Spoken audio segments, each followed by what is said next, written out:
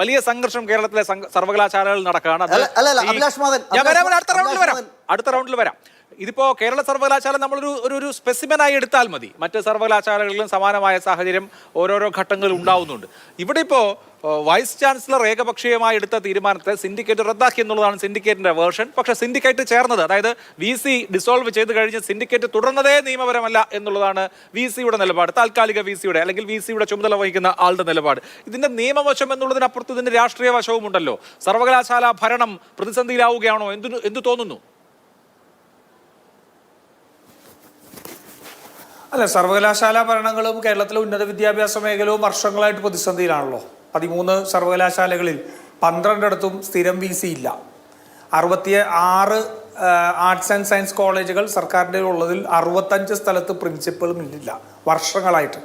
അപ്പോൾ ഉന്നത വിദ്യാഭ്യാസ മേഖല ഈ സർക്കാർ തകർക്കുകയാണെന്നുള്ള കാര്യത്തിൽ സംശയമൊന്നുമില്ല. അതിൽ ഗവർണറുടേതായ പങ്ക് വഹിച്ചിട്ടുണ്ട്. ഇവിടെ എന്താ പ്രശ്നം? ഇവിടെ പ്രശ്നം രജിസ്ട്രാറെ സസ്പെൻഡ് ചെയ്തത് ചട്ടപ്രകാരമല്ല. രജിസ്ട്രാറെ സസ്പെൻഡ് ചെയ്യാൻ VCക്ക് അധികാരമില്ല. കാരണം VC അതിനകത്ത് അതിൻ്റെ അപ്പോയിൻറ്റിംഗ് അതോറിറ്റി സിൻഡിക്കേറ്റ് ആണ്. അപ്പോൾ VC എടുത്ത നടപടി ചട്ടവിരുദ്ധമായിട്ടുള്ളൊരു നടപടിയാണ്. പക്ഷേ ആ VC എടുത്ത ചട്ടവിരുദ്ധമായിട്ടുള്ള നടപടിയെ നിയമപ്രകാരം ശരിയാക്കാമായിരുന്നു. അതിന് രജിസ്ട്രാർ കോടതിയിൽ പോയി. രജിസ്ട്രാർ കോടതിയിൽ ചെന്നാൽ കോടതി ഇന്ന് അതിനകത്ത് തീരുമാനമെടുക്കേണ്ടതായിരുന്നു. അതിനകത്ത് സ്വാഭാവികമായിട്ടും യൂണിവേഴ്സിറ്റി ആക്ടിൻ്റെ 10(10) വെച്ചുകൊണ്ട് അവിടെ ഈ സെഷനിൽ ഇല്ലാത്ത സമയത്ത്, നമ്മുടെ സിൻഡിക്കേറ്റ് സെഷനിൽ ഇല്ലാത്ത സമയത്ത് VCക്ക് അതിനകത്ത് തീരുമാനമെടുക്കാനുള്ള അധികാരമുണ്ടെന്ന് പറയുന്ന 10(10), ആ 10(10) പ്രകാരം എടുത്ത നടപടിയെ ഹൈക്കോടതിയിൽ ചോദ്യം ചെയ്യാമായിരുന്നു. അത് ശരിയായ വിധി തന്നെ ചോദ്യം ചെയ്തു.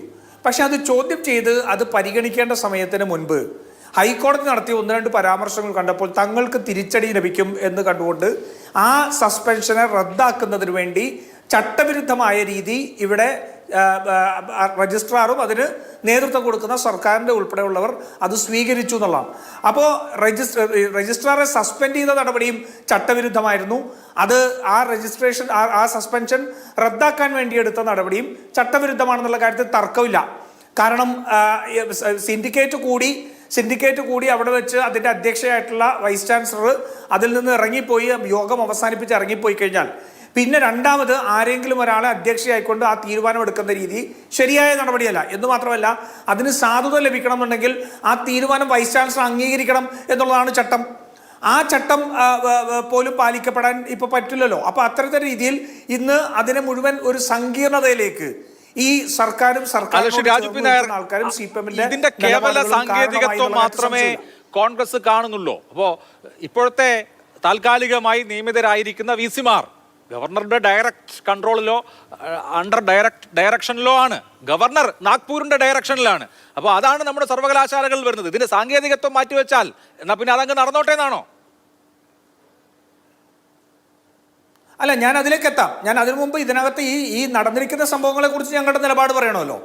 അപ്പോൾ സസ്പെൻഷനും റദ്ദാക്കിയ രീതിയും രണ്ടും ചട്ടവിരുദ്ധമാണെന്നുള്ള നിലപാടിലാണ് ഞങ്ങൾ നിൽക്കുന്നത്. നിയമപരമായിട്ട് അത് ശരിയാക്കാൻ സാധിക്കുമായിരുന്നു.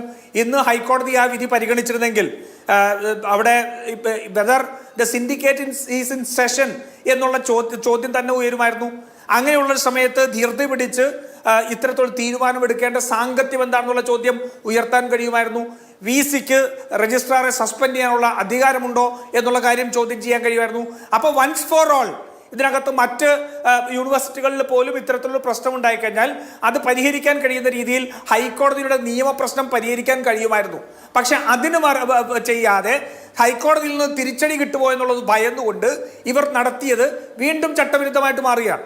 അതുകൊണ്ട് ഇപ്പോൾ അവിടെ പ്രശ്നം 2 രജിസ്ട്രാർ നിൽക്കുന്നു. നാളെ ഇനിയിപ്പോൾ ഗവർണർ എടുക്കാൻ പോകുന്ന തീരുമാനം വീണ്ടും നിയമപ്രശ്നത്തിലേക്ക് പോകുന്നു. സർക്കാർ ഈ വിവാദം കത്തി നിൽക്കണമെന്ന് ആഗ്രഹിക്കുന്നതാണ് അതിൻ്റെ പുറകിലെ രാഷ്ട്രീയം. ഇത് പരിഹരിക്കപ്പെടണം എന്നല്ല, ഇതിൻ്റെ പുറകിലുള്ള വിവാദം കത്തി നിൽക്കണം. എപ്പോഴാണ് ഈ പ്രശ്നം ഉണ്ടാകുന്നത്?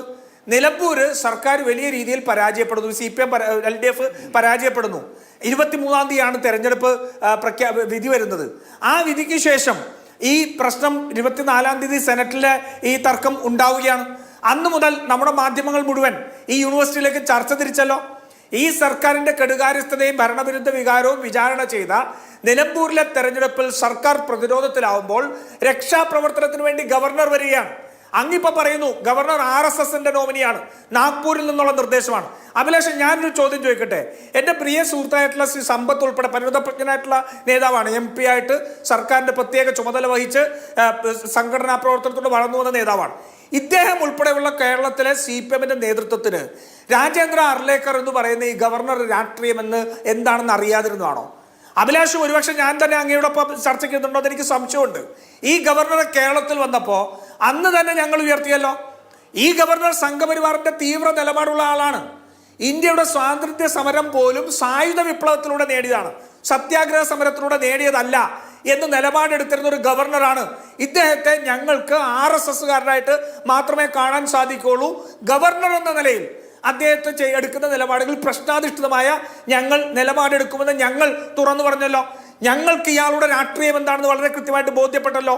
എന്തുകൊണ്ടാണ് സമ്പത്ത് ഉൾപ്പെടെ, കേരളത്തിന്റെ മുഖ്യമന്ത്രി ഉൾപ്പെടെ, കേരളത്തിലെ പാർട്ടി സെക്രട്ടറി ഉൾപ്പെടെയുള്ളവർക്ക് ഈ രാജേന്ദ്ര അർലേക്കർ എന്ന് പറയുന്ന RSSന്റെ നേതാവിന്റെ RSSന്റെ രക്തം സിരകളിലൂടെ ഓടുന്ന ഇദ്ദേഹത്തിന്റെ രാഷ്ട്രീയം തിരിച്ചറിയാൻ കഴിയാതെ പോയത്?